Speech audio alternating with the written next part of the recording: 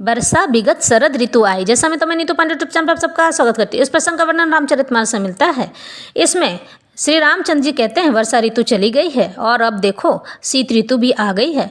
वर्षा विगत शरद ऋतु आई, लक्ष्मण देखहु परम सुहाई। फूले काम सकल मही छाई, जनो वर्षा कृत प्रगट बुढ़ाई। उदित अगस्ती पंथ जल सोसा, जीमी लोबहि सोसई। संतोषा सरिता सर, निर्मल जल सोहा। संत हृदय जसगत मद मोहा, रस रस सुख सरित सर पानी। ममता त्याग करहि जिमि ज्ञानी, जानी शरद ऋतु खंजन आए। पाए समय जिमि सुकृत सुहाय, पंक नरेनु सोह असि धरनी। नीति निपुण नृप कै जसि करनी, जल संकोच विकल भई मीना। अबुध कुटुंबी जिमि धनहीना, बिनु धन निर्मल सोह आकाशा। हरिजन इव परिहरि सब आशा, कहूँ कहूँ वृष्टि सर्दी थोरी। को एक पाव भक्ति जिमि मोरी, चले हर सीत जी नगर नृप।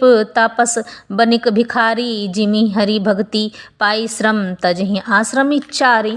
इस पर हे लक्ष्मण देखो वर्षा बीत गई और परम सुंदर शरद ऋतु आ गई है। फूले हुए काश से सारी पृथ्वी छा गई है, मानो वर्षा ऋतु ने काश रूपी सफ़ेद बालों के रूप में अपना बुढ़ापा प्रकट किया हो। अगस्त के तोड़ने से उदय होकर मार्ग के जल को सोख लिया, जैसे संतोष लोभ को सोख लेता है। नदियों और तालाबों का निर्मल जल ऐसी शोभा पा रहा है जैसे मद और मोह से रहित संतों का हृदय। नदी और तालाबों का जल धीरे धीरे सूख रहा है, जैसे ज्ञानी विवेकी पुरुष ममता का त्याग करते हैं। शरद ऋतु जानकर खंजन पक्षी आ गए, जैसे समय पाकर सुंदर सुकृत आ जाते हैं, पुण्य प्रकट हो जाते हैं। न कीचड़ है न धूल है, इससे धरती निर्मल होकर ऐसी शोभा दे रही है जैसे नीति निपुण राजा की करनी। जल के कम हो जाने से मछलियां व्याकुल हो रही हैं। बिना बादलों का निर्मल आकाश ऐसा शोभित हो रहा है जैसे भगवत भक्त सब आकाशों को छोड़कर सुशोभित होते हैं। कहीं कहीं विरले ही स्थानों में शरद ऋतु की थोड़ी थोड़ी वर्षा हो रही है, जैसे कोई विरले ही मेरी भक्ति पाते हैं।